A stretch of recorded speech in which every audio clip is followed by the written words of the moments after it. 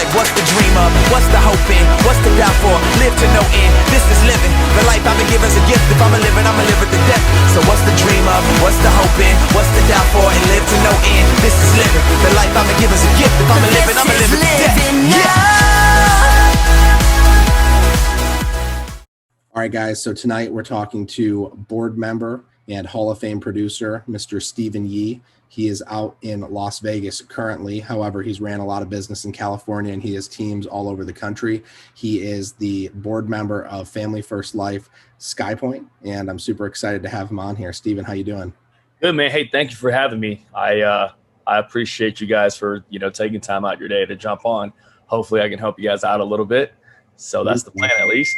Yeah, absolutely. So just so you know who you're talking to, this is an audience of people who probably for the most part been in the business for less than 120 days.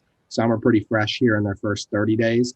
And I think the topic that I think you're somebody that could do a great job speaking on is this topic of how to sell and build at the same time, because they're synonymous here at Family First Life. There's some IMOs that teach you to just sell. There's some IMOs that teach you to just build.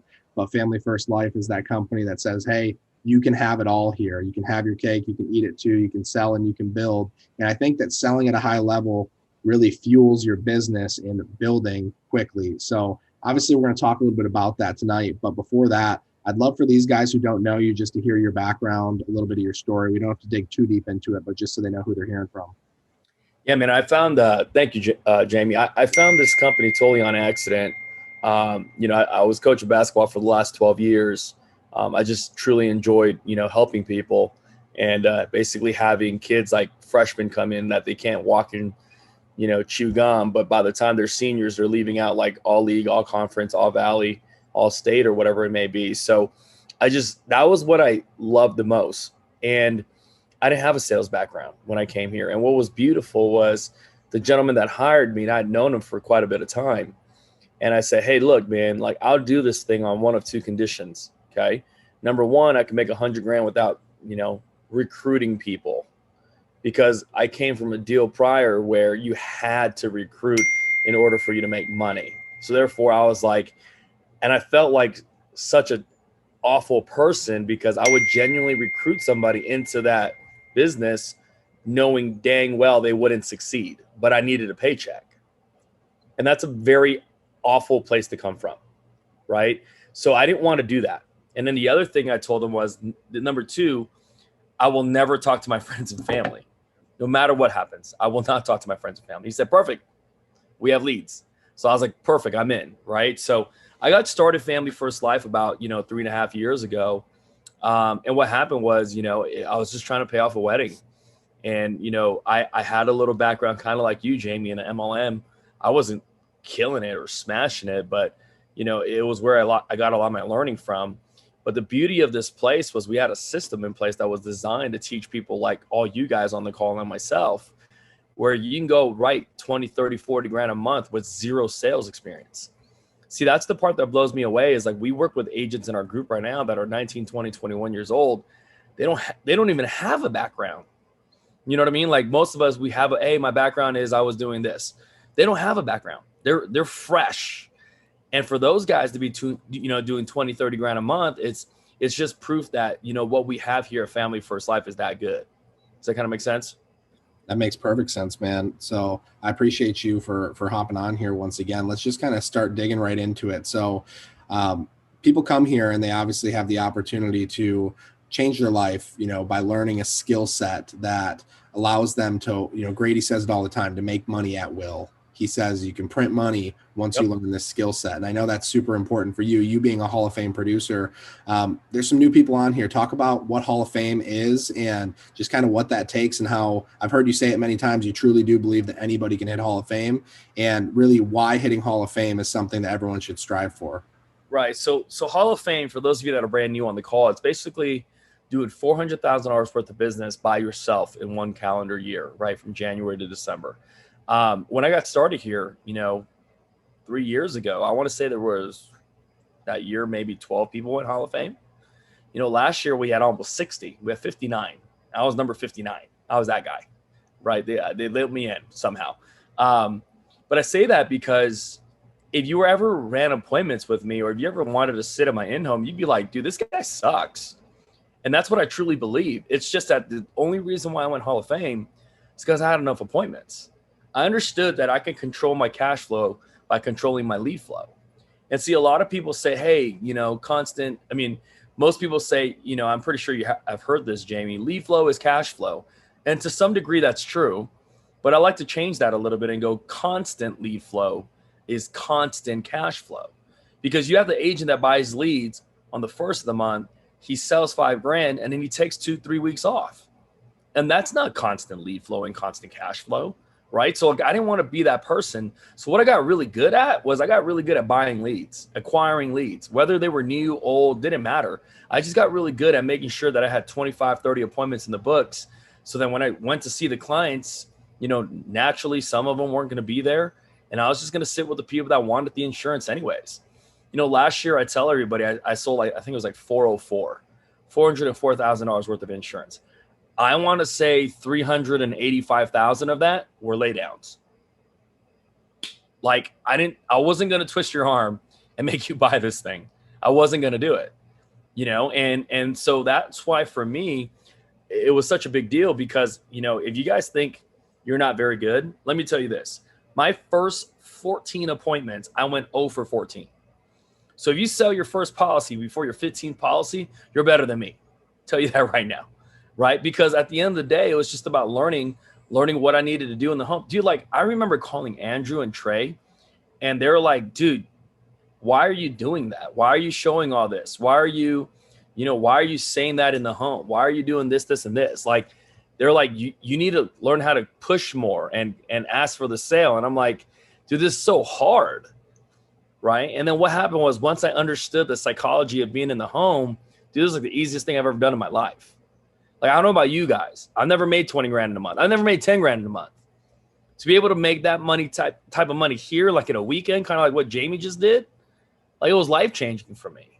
Because once you have money, it's not about the fictitious number you have in a bank account. It's the ability to have options to make decisions. That's it. Right? The decision to be able to say, hey, instead of this, I want that.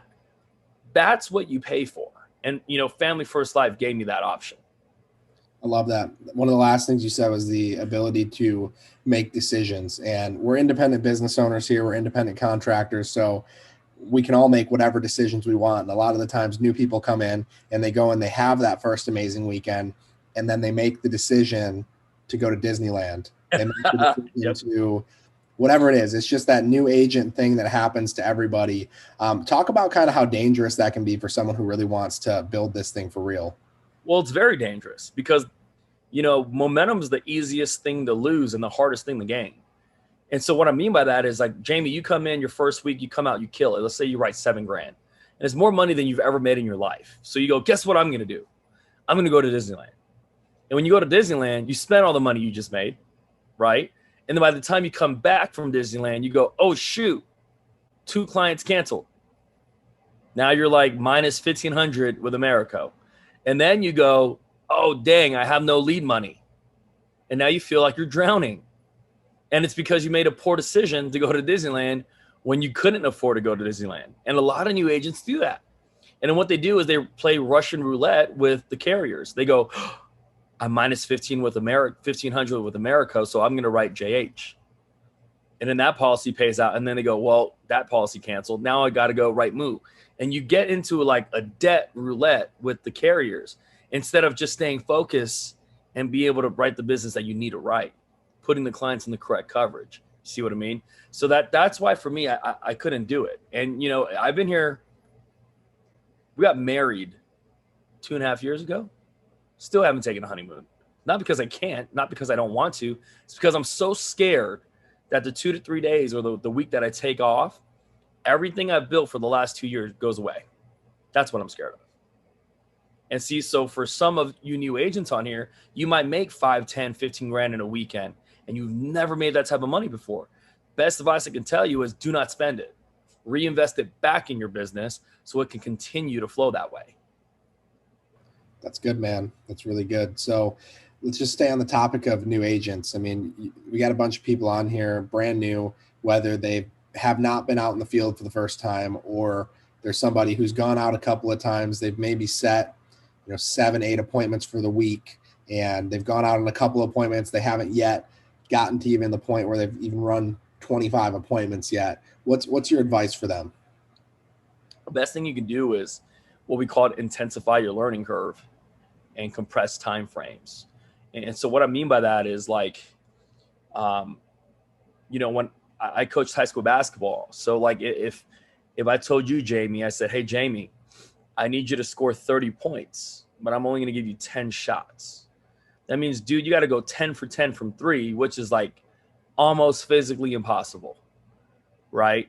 But if I say, hey, Jamie, I need you to score 30 points, and you shoot as much as you want. You can shoot 100 times. I care less, right? It means you can fail that fast, and even the bad ones are going to still go in, even if you shoot them from half court. What am I trying to say? We just need you to run appointments so you can understand the learning curve that's going to occur.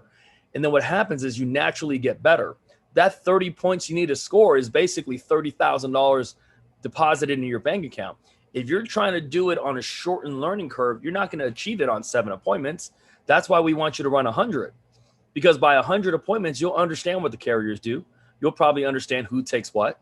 You'll probably understand what the e-app looks like, right? You've probably gotten better in the home. So like when they sit like this, you're trying to make them uncross their arms, right? You're trying to figure out how to lower the barrier in the house.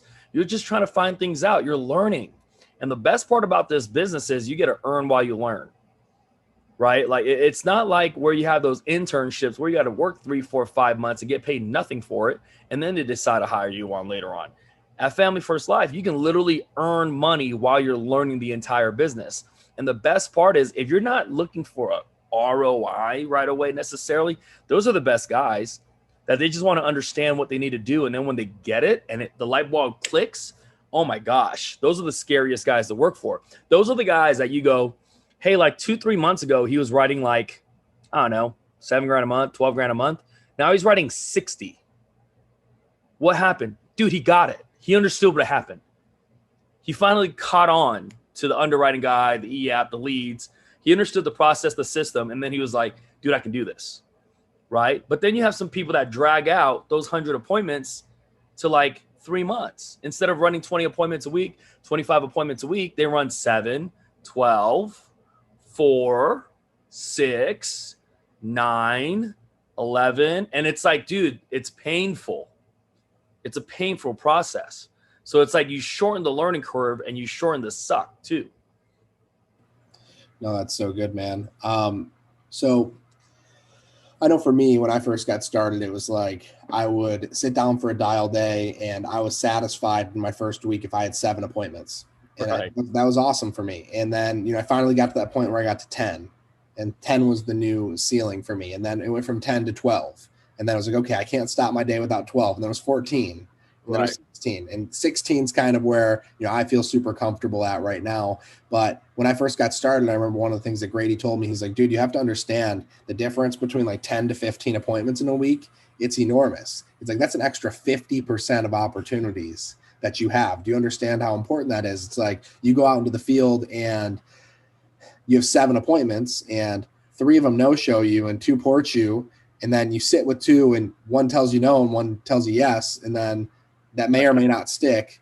Yeah. You're not putting the numbers in your favor. So just that extra 50% was so important for me. And I think that kind of brings me just to dialing, because I know that dialing is not something that really came to you comfortably. And it's something that, it doesn't come to most people comfortably. I think that obviously we need to change the language when people are like, oh yeah, we all hate dialing. I love dialing, even though it's not my most favorite activity. I love dialing because it sets me up for the week. I love dialing because it gets me into the home. It gets me a chance to sit down with families and serve them. And I know that if I don't discipline myself on a dial day, then I'm sunk in the water for the rest of the week. So just how important is it for somebody to just like learn to overcome that mental battle that is dial day? The thing is, so many people just want to be in the home, right? Like they want to be able to go to the appointment and sit down with the client and close the business, but they're not willing to get into the home, which is by the phone. And see, like there's a lot of sales guys out there, especially in my group. We have some car sales guys, And it's like, they're like, I can close anything. Like, great, but you can't get in the door to close. So like your opportunity is zero. See, like I would rather have someone that was average in the home and amazing on the phone, rather than have someone that hated the phone and was amazing in the home. Because the guy that can get in naturally, Jamie, these people fit out the form, dude. So they're going to buy regardless if you showed up, I showed up, Andrew, Grady, Sean, it don't matter. They filled out the form. They were going to buy it anyways. We were just their channel there. You know what I mean? It's like I tell the story when I go to like Nike or like Foot Locker and I go to the shoe wall and I grab a pair of shoes. And then the guy comes up to me. He's like, hey, can I help you with that? I'm like, yeah, dude, give me a size 10. He goes to the back, grabs me a size 10, brings it out. I try it on. I like it. I take it to the cashier. I buy it. Dude, what did that guy do? He did nothing. He brought me out the shoes, dude. He was a part of the sales process. That's what we are. These guys fill out a form, right? We bring out the information and say, hey, here's your 3 options. They take the middle one or whatever it is, right? We do the e-app and hey, thank you. We're done. Like, that's how simple this is. But you don't have that opportunity if you're not on the phone. So like I hated the phone so much that I started playing games. Like I would play a game that I needed to get to 300 phone calls as quick as I could. Like the whole booking 15 appointments thing didn't work for me. So like I started playing the game backwards. I was like, can I get 285 no's? And can I get it quickly? Because I was so enamored by slashing the dial tracker, right? I was like, I did my activity. Oh my gosh, this guy's answered the phone. Jamie, hey, Jamie, this is Steven. I'm getting back to you about the form you sent back in for life insurance. It was the one that you said your date of birth was January 1st, 1950. Is that right? And because they answered, now I had to talk to them. You know what I mean? So like it was like weird and backwards because I was like, they're not going to answer. Oh my gosh, someone answered. Now I got to talk to them. And I did that long enough. And what I realized was I got really good at setting appointments because I took the focus away from the activity of like the actual thing of doing it. And I just focused the activity of the reps. Like I hate going to the gym.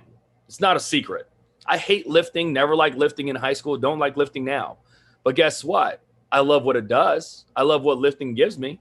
The ability to feel better, right? The ability to drop some weight a little bit. The energy levels that I have go up. I love the result, but I hated the activity. That's dialing for me. And I got really good at just showing up. And I was like, dude, I'm here. I might as well lift something, right? And I'm here. I might as well talk to the guy if he answers the phone. And I just got really good at doing that, man.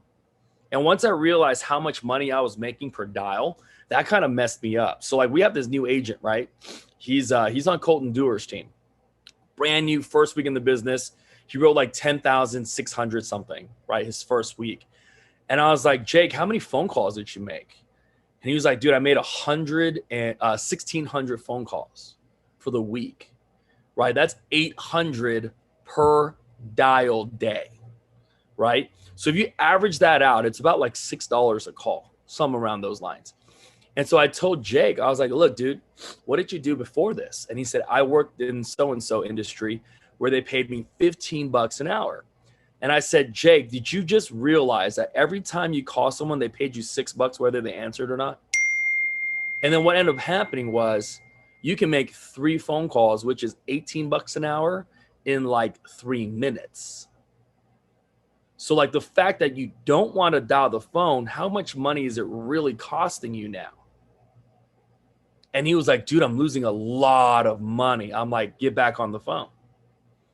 You see what I mean? Some of you guys, if you took your annual premium for the week and divided it by the amount of dials you made, that's how much the insurance companies pay you, even when someone doesn't answer.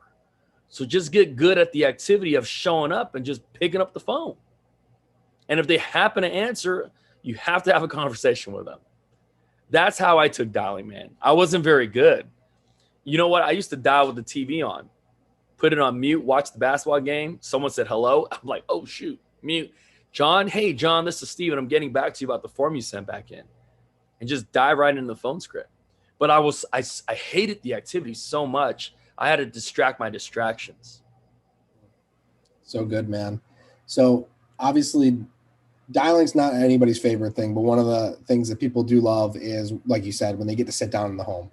And I think we'd be remiss if we didn't just get a couple of word tracks or things that you do in the home. And then I want to focus a little bit on the recruiting side of things, which is somewhere where you really thrive. But, as a Hall of Fame producer, what are some simple tips that you can give to some people who want to have confidence in the home, whether it be word tracks, whether it be structure? We can just dive into like a bare bones skeleton of what your in-home looks like, and just like some little keys, some things that if somebody took into the home, because I want to make sure this call is not just, hey, Family First Life's an amazing opportunity. I want to give some people some transferable sales ideas, as Grady calls it, some things that they can write down and they can actually go apply when they go out in the field tomorrow. So what are some things you've done in the home, man? So I'm going to grab a notepad because I'm actually going to try to draw this out. By the way, you guys have like Mike Curry, who I haven't met you, but dude, you wrote 80-some thousand in like 3 weeks. He should be doing the sales training, right? I got really good, Jamie, at just running numbers. Like it was just a numbers game for me. What I mean by that, it was those 25, 30 appointments that I ran were just 25 and 30 appointments. I was never attached to the outcome. I was just, my only goal in life, dude, this is how bad I suck at this business. My only goal in life when I was running appointments was just to show up at their doorstep. Whether they were home or not, I did not care. It did not affect me. And so I was like, dude, I got 8 appointments today. The first 3 were no-shows. Dude, I got to go to all 8 doors. Whether I go, if it's a 6 o'clock appointment, I show up at 4, or if it's a 6 o'clock appointment, I showed up at 8. I don't care. I'm just going to go to their door, right? And what I realized was like 80% of success was just showing up. Because like you fight that mental battle of like, dude, my last appointment's an hour and a half in another direction. I got killed all day. Should I go? The answer is yes, because that's always the best one, right? So what happened was, because I started running heavy schedules like that, this is what I've done. My in-home presentation is all over YouTube. A lot of people, tell me about it because I think I take a very simple approach at it. I don't build any rapport. So like, let's say I knock on your door, Jamie, and then I knock on your door, you go, hello. And I'm like, hey, Jamie, this is Steven. I have an appointment with you and so-and-so at 3 p.m. today. Would you like me to take my shoes on or off? And you say, no, you can keep them on. The moment I walk right through your door, the first question I'm asking, doesn't matter what type of appointment, final expense, mortgage, internet lead, question I ask is, this is a beautiful home. How long have you lived here? You want to know why I asked that question, Jamie? Because on Americo, the e-app says, how long have you lived at this address? I'm getting info on the e-app already, dude. So if they go, oh man, I just moved in. Boom, brand new purchase. Oh, I've lived here for 27 years. Probably a refi. You know what I mean? So like, I'm getting this information as I can. The moment I sit down over the dinner table, I slide the lead card right over to you. Hey, Jamie, this is what you sent back in. Boom. Here's my badge. Here's my ID. The names on both of them are the same. We good? We're good. Awesome. Cool. Financial inventory right then and there. Jamie, how long you lived here? Boom. 27 years, whatever it is. Perfect. What's the balance on your mortgage? And I just go into financial inventory. I don't do the whole thing of like, wow, that's a really nice picture on the wall. Where'd you get that? I don't do any of that. And the reason why is because I have like another appointment in like 42 minutes. And it's a 20-minute drive there anyways. So because I got to just show up, I'm just showing up. And what happens is when I gather the information, naturally the financial inventory is going to tell you what they need. Hey, Bob makes $5,000 a month. Mary makes 0. Bob dies. Mary's not in a good place, right? So they need my help. Or they both make, they both make $2,500 a piece. Mortgage is $2,000. So therefore, either one of them died. The other one can't stay to afford it anyways. So like, it's going to identify the need in it by itself, right? And then what ends up happening is I take that information and I show them 3 options. And then with those 3 options, my closing statement, for those of you that are wondering, how does a Hall of Fame producer like me close? The closing statement I use, Jamie, is out of the 3 options that I showed you, which one do you like best? And if you say the middle one, then I do this. Hey, the only thing I need is your driver's license so I can start the application. And that's it, dude. That's my in-home. One of the things that I will tell you that I think people pick up on my in-home that they love, everybody's number one challenge in the home, if you run enough appointments, is the client tells you, I got to think about it. that was the easiest thing for me to overcome. And I overcame that objection because before I showed prices, I would say, hey, so I would draw this on the back of the lead card. I would say, hey, Jamie, my job's real simple. I'm just here to see if you qualify or do not qualify. If you qualify, I'm going to show you 3 different options.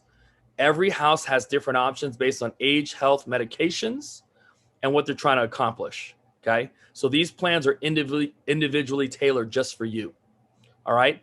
If you like one of the options, then my job is to help you either apply for the coverage or decline the coverage. If you decline the coverage, it's perfectly fine. You initial my notes. I flip over the financial inventory. It says decline and then a line. I'm like, you initial and circle decline. I'm in and out of your hair.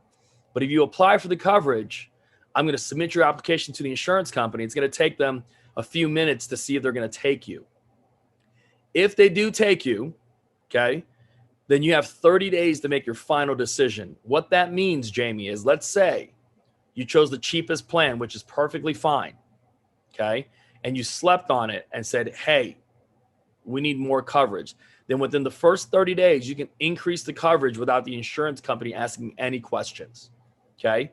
But let's say I did too good of a job and I got you to bite off more than you can chew, and you picked a plan that was way too expensive, then you can lower the coverage within 30 days too without them saying anything, okay? If you don't like the plan, we can always replace the plan for another plan. I never say the word cancel, okay? And then I basically draw the R and I circle it. I'm like, we can go to a different plan.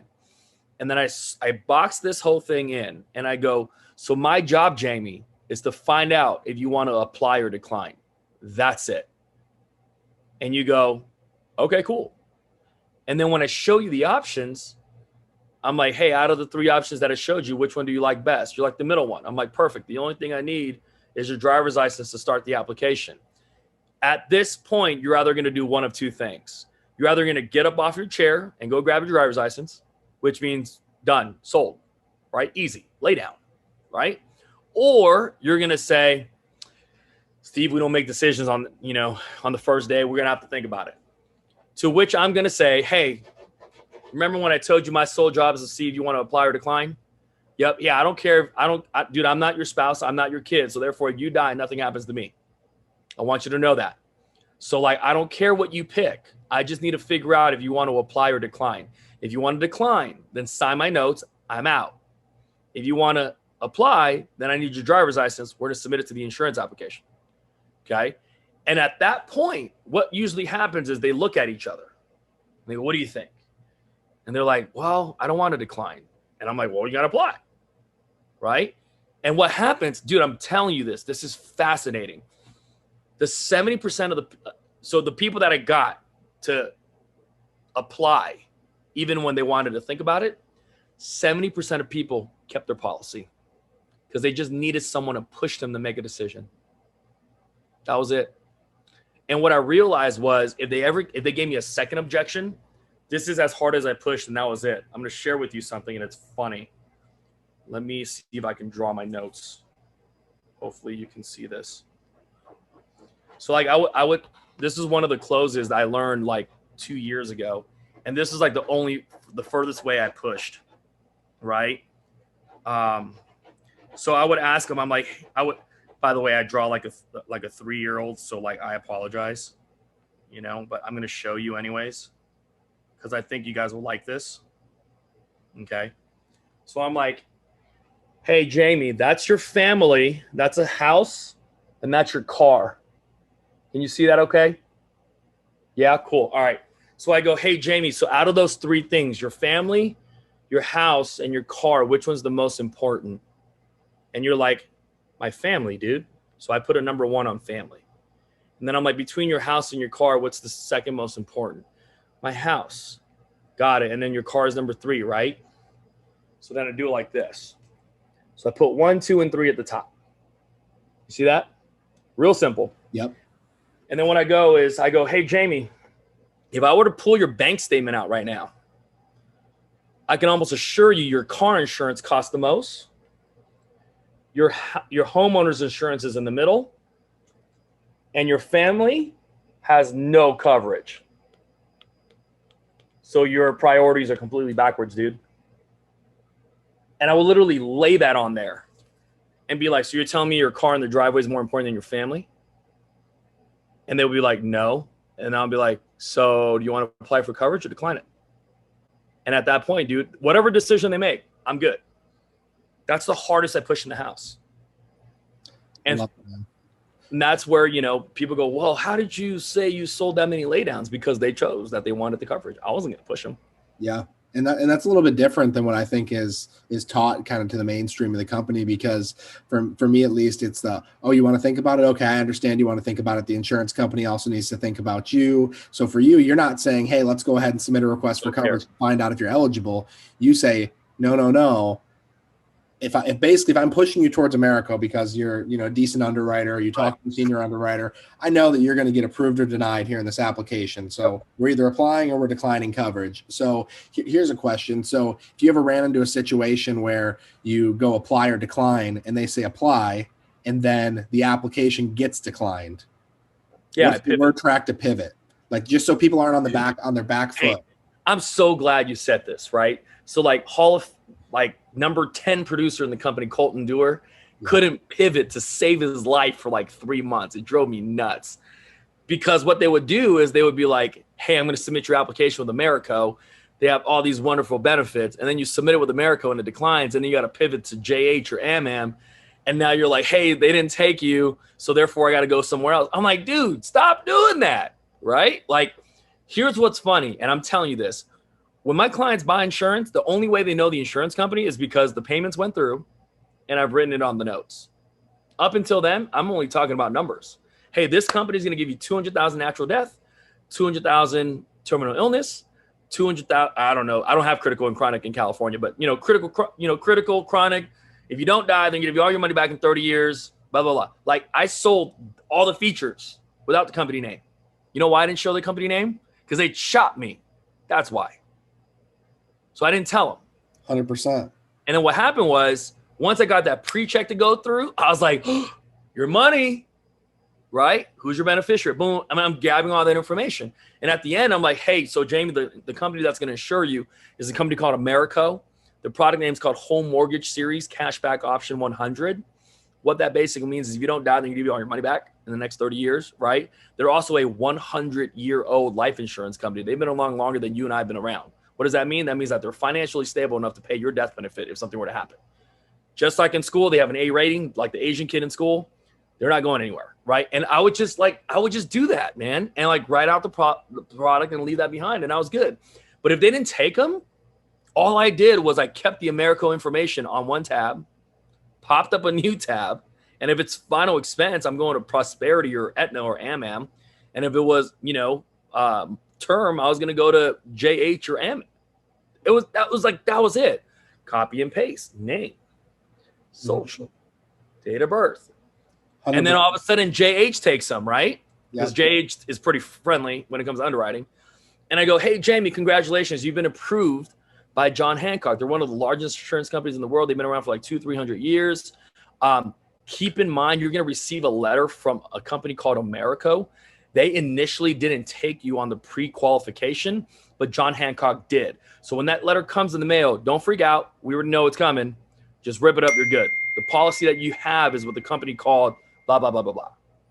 That's good. Because I've actually had a couple of people where I wrote them American Amicable, and then they get their Americo decline letter, and they're like, did my policy decline? I'm like, no. Right. It looks like we wrote you American Amicable. So that's good. Right. Because I know for me, like, I think it's important to not necessarily get too involved in pitching one company, because you end up on your back toes, especially when somebody will, I'll do the initial underwriting through the financial inventory. I'll go through and it's like, okay, this should be a shoe-in for Americo.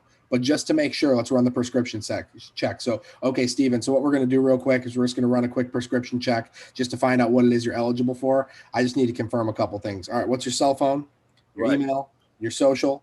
I don't even look up from the piece of paper. It's like, now I have that plus the lead card. Now I have everything I need. I asked him on my way in, how long you've been living here? Oh, have you always been from this city? Oh, no, I was actually born in Idaho. Okay, great. So I've got everything I need. I run the prescription check. They have no idea we're running a prescription check for Americo. And then it comes back and it says decline. For me, you know, I pivot to my next carrier, and I more than likely am going to be quoting them a graded price, but applying for immediate coverage. Number one, I do that because it increases the premium. And then number two, because then at the end, if they get approved for immediate, I can say, hey, congratulations. It's not 12,000. You're actually going to get 17,000. So that's something that I learned, because it's when I go, hey, it's 10,000 for $100. Then I go, oh, just kidding. Actually, it's going to be 5,000 for $100, or it's gonna be 10,000 for 150. They're like, no. Okay, you can just leave at this point. But when I don't quote until I'm pretty sure what direction I'm gonna go. I think that's super important. So one question we got in the chat here was, at what point do you ask for the check? Because I think that just in like the way that Grady's taught it for a long time, we go through and it's okay, which option makes sense, or how can we adjust the middle one? Okay, go ahead and grab your driver's license and avoided check, or something with banking info, and we'll go ahead and get this started. You know what's funny is, and Mike asked that question because I saw it. Dude, this is how bad I sucked. I sucked so bad that I didn't want to ask up front. Just being honest with you. I only asked for driver's license because after I got all the way to the driver's license, and so like I'm inputting info, right? Pre-check is through, medical questionnaires pop up. What's the page before payment? It's beneficiaries. So then what happens is I'm typing the beneficiaries' names in there. Okay, Jamie, am I spelling it correctly? Okay, perfect, awesome. And then I flip the iPad. I'm like, double check this to make sure it's correct spelling, right? And then they're like, yep, this is correct. And when they flipped it over and handed it back to me, then I'm like, perfect, Mike, who do you bank with? Chase, got it. Hey, I have their routing number. I don't have your account number. Do you have a bank statement or a check that has it on there somewhere? And that was it. Dude, what's fascinating? I never had someone tell me no, which is why when people go, I can't get the check in the home, I'm like, I've never had that. Like, I was really just passive aggressive with it. So like I had the iPad out and I'm like, all right, Mike, so who do you bank with? Chase. Okay, great. I have the routing number, but I don't have your account number. Do you have mobile banking, a statement, or voided check? You can grab me so I can get the account numbers. And I'm looking down, dude. And then what happens is it's one of two things is going to happen. They're either going to get up and go get it, or they're going to tell you something at that point. That was it. I never asked for the check up front. Some people do. Brandon Kitchings, one of our top producers, he asked for the check up front. I don't. Everybody has their own, their own way, and what works for you, do that. But I was just really comfortable not asking that up front. I was like very good at being passively aggressive in the home. I think the reason that works for you, though, is because you got them to accept the fact that they're going to apply for coverage or decline. Yeah. Whereas in the other route, you have to then say, hey, we're going to submit a request for coverage. Oh, we have to submit something right now? Oh, yeah, just like you want to think about it, the insurance company wants to think about it. And that works. It works for me, and it works for a lot of people. But also, guys, if you're having trouble with that word track, try what Steven's talking about. You don't need to do it exactly how I do it, how Grady does it, how Brandon does it. You need to find somebody that you resonate with. So if you resonate with what Steven's saying, give it a shot. And if it rolls off your tongue and it works, keep doing it. And that's what you guys need to understand, is this is a business where there's so many different people with different styles. Genevieve Okuro, she like walks in the house and she gets the driver's license, the social, and the voided check like during the financial inventory before she's even showed prices. So does Will Lore. Yeah. I can't do it. Don't want to do it. But guess what? It works for them. Mm-hmm. And see, that's the thing about this, guys, is like everything here is like a buffet line. You go to a buffet line and you go, hey, I want that. Guess what? You take it, you put it on your plate. If you don't want it, you just walk right by. Like, that's it. That's what we do here. Like, hey, Jamie's ways closing is good, but you know what? I don't know if it fits my style, so I'm going to walk on over. Hey, but Grady's way of doing it, I like that a lot. Let me take that and put it on my plate. That's just what we do, is we take things out and we put it in our in-home to see if it works. And that's it. It's very simple. It's good, man. All right, so we were going to wait for the Q&A, but I'm just kind of getting them, and we're on the topic of the in-home. So how do you cement the deal in the home so it won't charge back? Any tips or strategies? Do you send letters after? So, I mean, no, I've never sent letters. So what I've always done is I'm very big on leave behinds, because like, I don't know about you guys, but I've ran through a lot of clients that bought something. And then when I go, go grab it, they're like, they didn't leave me anything. And I'm like, wow, that's an awful agent. Right. So, and those are the easiest sales for me, because then I can make fun of the other agent and like put so much doubt in that client's head that I'm like, I'm not going to do that today. I'm going to take care of you. And they're like, dude, this is the guy. He's my agent for life. So what I would always do is after I close the policy, let's say Americo gives me the approved in the home, I take out this form. I call it a leave behind. It's basically a policy details, name of the carrier, product name, your name, policy number, effective date, amount of coverage, type of coverage, whole life, term, cash back, whatever, right? Universal life is the proper word. What's your premium? What's the benefits? What's my name? What's my number? I left all that on a piece of paper and I left it behind. I would always get the carrier folders. Why? Because they're free. It's not like I paid for them. America, Moo, I remember who, Aetna, everybody, they give you folders. Grab them, right? Put a few of them in your binder. Whoever you use most, take those. Obviously, I carried like 10 America folders, one Moo folder, one MM folder, one Prosperity folder. And then that was it. Like I didn't carry anybody else's stuff. And then what I would do is I would leave them the folder with my business card, with the leave behind, with the client, with the strength and stability of the carrier. Okay, so like Americo's threefold, the trifold, I would leave that. If it was Moo, it's their thick packet that basically talks about how great they are. And I basically sell them on the company because that's who's insuring them, right? And then I also say, hey, Zach, it's real simple. And I talk about draft. So in the next 24 to 48 hours, the insurance company is going to draft your money, your bank account. When it goes through, which is a good thing, that means you're basically insured. If you don't like that payment date, call me. We can always change the second payment to whatever date you want. Why? Because I'm trying to eliminate a future draft date. All the business that I wrote last year issued on the spot immediately. If I pushed it out, it was because it was on the 28th and they wanted it on the 1st. That was the only reason why I would push it out. Besides that, dude, it was coming out right then and there, right? So I say, hey, the first one got to come out today because we got to protect you today. The second one's going to come out whatever paycheck date you want. We're good, right? And then what I tell them is in the next 7 to 10 days, the insurance company, this case America, is going to send you your policies and come in a big white envelope, okay? And then I would pull my policy out because I always had it. And it's like it's a thick blue packet, and it's going to say America at the top, okay? In here is going to be your legal contract between you and the insurance company. So put this somewhere safe. Make sure that your beneficiaries, whoever it is, knows where it is. Because the last thing you would want to do is for you to die and your kids not know that there was money to be had. Happens often. It's called unclaimed death benefits, right? So I'm like, so make sure you don't do that. If you go through the policy and there's a misspelling, which there shouldn't be, but if there is, call me, let me know. If you see something in there that you don't know how to read because it was drawn up by an attorney, call me. I'll drive back out here and go line by line with you over it to make sure that you're safe. Okay. And if you have any questions, this is my direct line. So if you call me, I'll answer usually pretty quickly. If not, I'll get back to you within 24 hours. You want to know how many people ever called me? Never. But they knew that they could call me though. That was the best part. Dude, my retention was like through the roof. I never sent thank you cards. I never sent like referral letters. Never did. And so for me, it was like, I just got so good at like, everybody was like, dude, how do you one sit close and build enough rapport? Because you don't build any rapport and, you know, build enough trust. And I was like, dude, I just got really good at being direct. Like, this is what's going to happen. Literally, you're going to apply for the coverage. Policy's going to come. You're going to get this. Put it like, I just went through the steps and I made them know what was going to happen. And I got really good at doing that. Awesome, man. Let's kind of transition and let's end the rest of this call with just some recruiting stuff. So I listened to a call that you and Zach Twardowski did, and you did such a cool illustration with the deck of cards. And you don't need to pull out the deck of cards right now, but I would love if you would go through that illustration with these guys just in regards to, we're here to build an agency. We're here to build long-term stable residual income. It was the thing that we were after for years in network marketing. It's the thing that we found here in Family First Life. You know, you talked about how there's 7 different ways to get paid, actually 8 different ways to get paid. Let's talk about what those 8 different ways are to get paid with Family First Life. And then let's talk about finding your 4 aces. So the first thing is you get paid on direct commissions. So when you go sell, you get paid. That's the biggest override you'll ever make.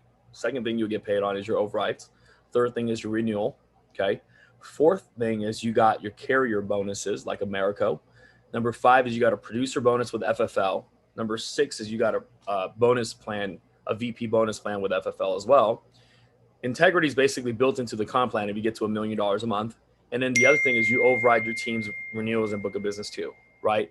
So there's so many ways for you to make money. And a lot of people just dive into and play number 1, which is personal sales. Now, although personal sales is very good, it's not good enough, right? Like some of you guys can get paid very, very well. Like in our group, in our group, we have a few agents that sell at a very high clip and they don't make any money in overrides.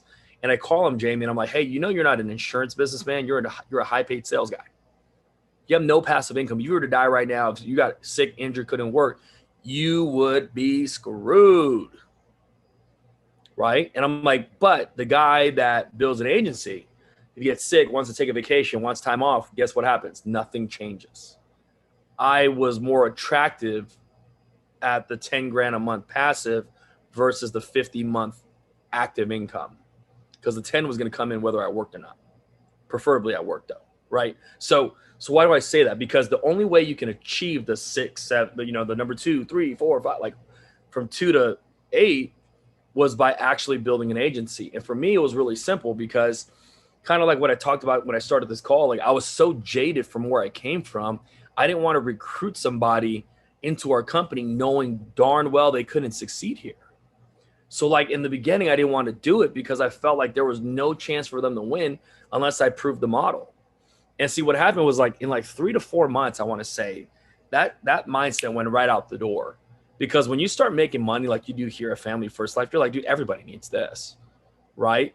And what happened was I started remember going through like some of my training prior, and I was like, it wasn't my job to convince somebody to work here. It was my job to show them and let them figure it out themselves. See, like I talked to so many agents throughout a weekly basis. I remember one of the guys that I talked to, he said, dude, I just hired like 100 agents and nobody's doing nothing. I'm like, dude, you know why? He was like, what? I'm like, you're too good. I'm like, seriously, like you're too good. Meaning like every single one of us on the call right now could go down to the Las Vegas Strip, pull a stranger off the street and recruit that guy in a Family First Life against their will. But you know what's going to happen though? They're not going to do anything because a person convinced against their will is of the same opinion still. Like they're like, I couldn't do it anyways, but I'm just going to say yes because Steve told me to, or because Mike told me to, or because Gabriel told me to, right? When I recruit here at Family First Life, I make my interview process so simple. Hey, Jamie, you want to buy leads? No. Hey, man, best of luck to you. It's really that simple. Hey, Jamie, you willing to be self-employed? Because I'm not going to put you on W-2. No, man, I'm looking for a stable income. Perfect, dude. Best of luck to you. Hey, Jamie, you willing to drive an hour or two to run appointments? Because we might not have leads in your backyard. No, man, I ain't going to do that. Perfect. Hey, best of luck to you. Like they have to say yes to all 3 of those questions because then they actually can go make it here, right? Once they make it here, dude, I don't sell them on anything. And it's so easy to, because I'm like, hey, your comp is at a 50. We have a, 90 to a 145.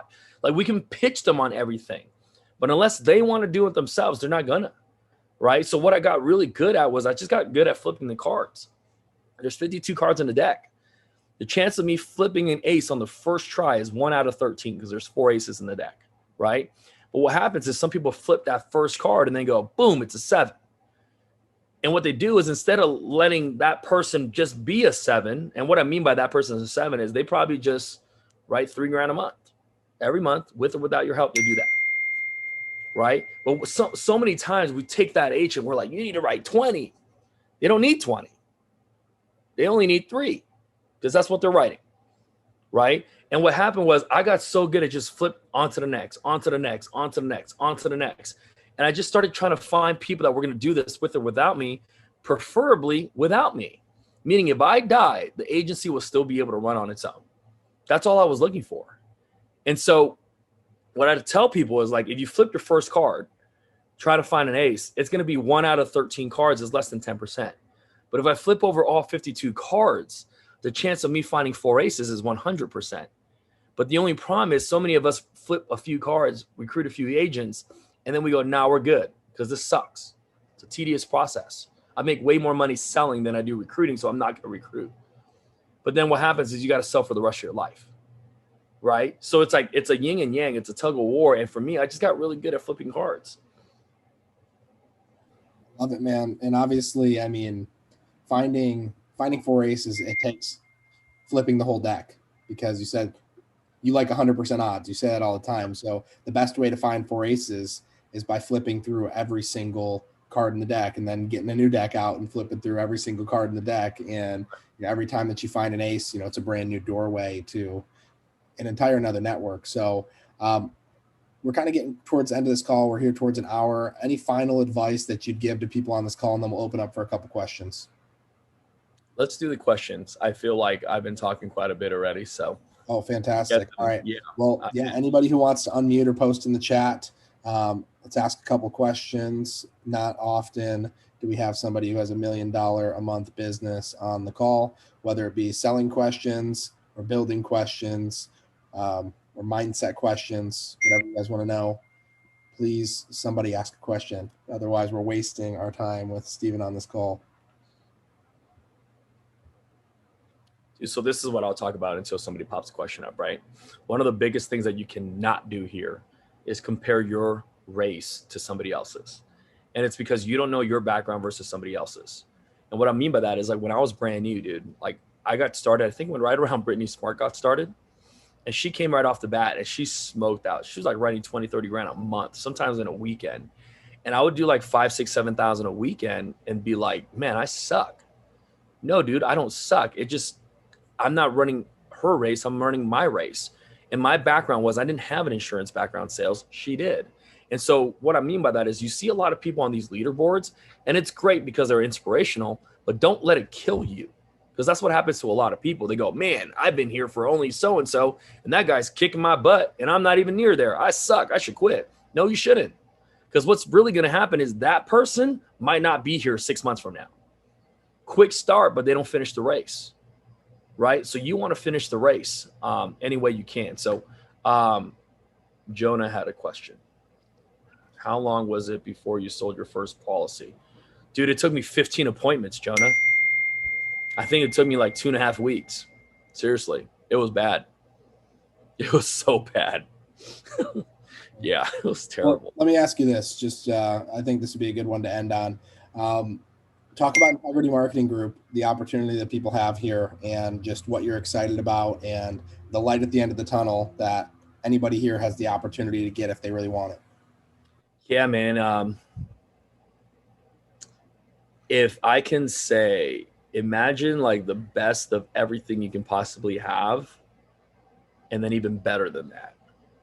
That's what integrity is, right? If there wasn't an integrity deal, if there wasn't one, my life right now would be amazing still. But with integrity, it almost like tenfolds that, right? And so why am I saying that? Is because you have an ability, like, how many of you guys have an opportunity, like a legitimate shot at being a multi-millionaire? Dude, I'm just an average guy, dude. I coached high school basketball for 12 years, right? Like, I was 27, 28 when I found this opportunity. Really, I wasn't some hot shot, dude. I wasn't making a 6-figure income before I came here. I was an average person. See, Family First Life allows the average to perform above average, and then it allows you to go from good to great, and to be able to enter the 1% of the world in terms of income. You know, and that's what you have with integrity, is you get to set up your family to the point where you never need to worry about money ever again. You can literally make decisions based on what you want to do, which is just a different place to be in. You know, like Jamie, I'll share this story. Hopefully it doesn't sound, crazy, but I was recruiting this guy, right?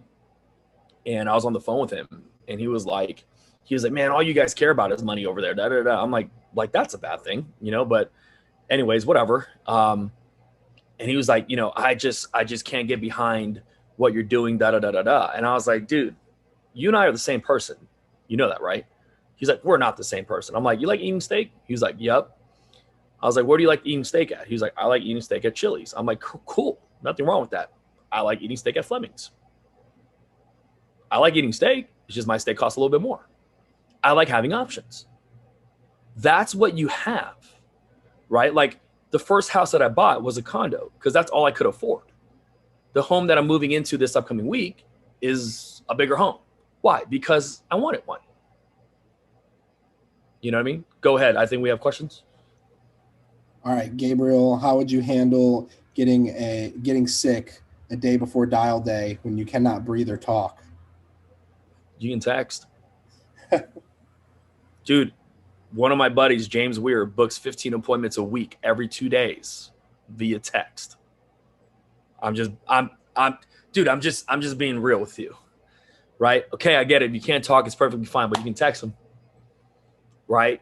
Because guess what? You probably haven't texted them because we're taught so many times just dial, versus saying, hey, Jamie, this is Steven from the Insurance Benefit Center or wherever you want to say it. You know, I have your form. They have me out in your area this upcoming Tuesday. What works better for you, 4 or 6:30? You know how many times people literally just text back numbers? 4. You had an appointment, dude. You know, so like I'm just, you know, if you can't dial because you can't talk, that's fine. Text them. Do something. Watch training. Just don't sit there and be idle. That's all I'm saying. Mm-hmm. You know what I mean? We'll take 2 more. We'll take Grant's and then Mike's, and then we'll be done. So Grant sounds like, so he's like, what are you telling new agents about the length of time it's taken to get licensed and appointed? Certain states like Oklahoma are taking 20 business days to issue a license after they pass their test. So I guess a better way to ask this question would be, how are you setting expectations for people when they maybe think that it's going to be 2 weeks to get into the field, but it's really 6 to 8? Dude, like I just transferred my license from California to Nevada, and fingerprinting took 10 weeks. It's just what it is, right? So here's what I tell people. I'm like, hey, dude, you only got to do it once. You don't got to get contracted more than once, right? You don't got to get fingerprinted more than once. You don't get a license more than once. It's only once. But guess what? During that time, learn, right? Watch every YouTube video that you can possibly get your hands on. Jump on every podcast that you can. Why? Because you go to shorten your learning curve. And by the time you get in the field, instead of the guy that just goes through boot camp, you're the guy that went through boot camp and watched 100 hours of training.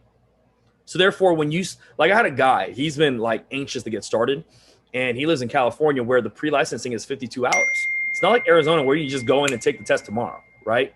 So he's been like studying for the test. He has to burn his hours. He does all that. He takes his exam. He passes. He's waiting for the fingerprints, And he's like, what should I do? I'm like, just learn, dude.